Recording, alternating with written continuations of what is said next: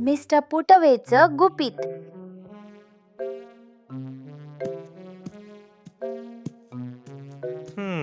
बरं. कोणीतरी ही फांदी अगदी वाटेच्या मधोमध ठेवून गेलंय. कोण असेल बरं हे काम करणारा? जे मुलं वाटेत अशा त्रासदायक फांद्या टाकतात ना, त्यांना मग सरळ दुसरीकडे ठेवून दिलं जातं. प्लीज नाही, थांबा.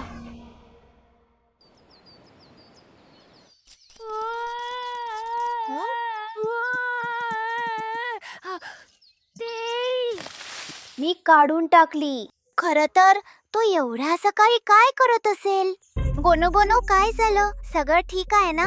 अरे शिमारिसू, मी चालताना वाटेत एक फांदी तशीच ठेवली, म्हणून मिस्टर पुटवेने मला बंद करून ठेवलं. तुझा काल्पनिक मित्र स्वप्नातही शिरला? मग आत अडकलास तर पुढे काय होतं? सगळीकडे अंधार आहे. ते तर अगदी भयानक असेल. हो. एकच उपाय आहे, त्या दगडी बॉक्स मध्ये प्रकाश पाडू आणि सत्य शोधू. काय? पण आपण त्या बॉक्स मध्ये प्रकाश कसा आणायचा? त्यासाठी काजवा आहे ना? अजून थोडं पुढे जाऊया, नाही का? दुःस्वप्नाचं सत्य उलगडायचा हट्ट करणाऱ्या मुलांना सरळ त्या दगडी बॉक्समध्ये बंद केलं जातं. अरे हो, ह्या बॉक्स मध्ये प्रकाश पाडायला काजवा वापरावा लागेल. पण इथे इतका अंधार आहे की मला डोळे उघडायलाच भीती वाटतेय.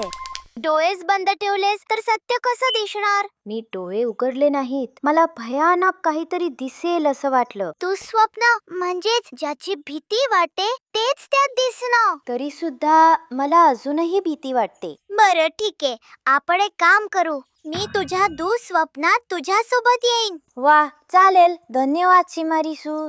तू खूपच विश्वासू आहेस. मित्रांना सोबत आणायचा प्रयत्न करणाऱ्या मुलांना त्या दगडी बॉक्समध्ये बंद केलं जाईल.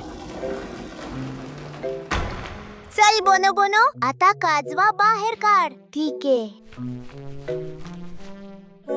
आता काय झालं? मी काजवा विसरलो. महत्वाची गोष्ट कशी विसरलास? अरे माफ कर, पुढच्या वेळी मी काळजी घेईन.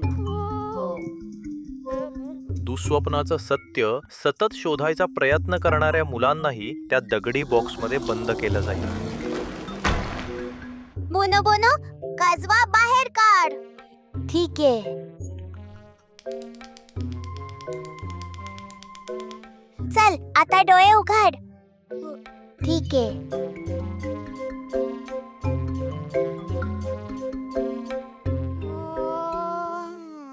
जे दिसतंय त्यावरून हे दगडासारखंच वाटतंय. अरे ते काय आहे तिकडे? एक बीळ आहे. बोनो बोनो, तू ह्या बिळात जा. काय? तिथेच तुझ्या दुःस्वप्नामागचं सत्य कळेल. स्वतः आत जाऊन पाहिल्याशिवाय तुला सत्य समजणार नाही. अरे बाबा, हे शक्य नाही. मी मावत नाहीये. तू काहीही सांगू शकत नाहीस. हे स्वप्न आहे. इथे काहीही अशक्य नाही.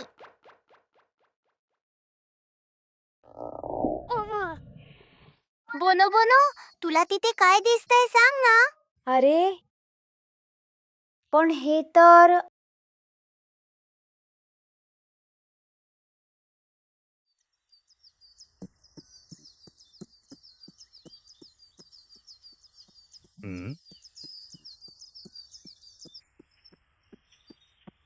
काय झालं? काहीतरी शोधतोयस का?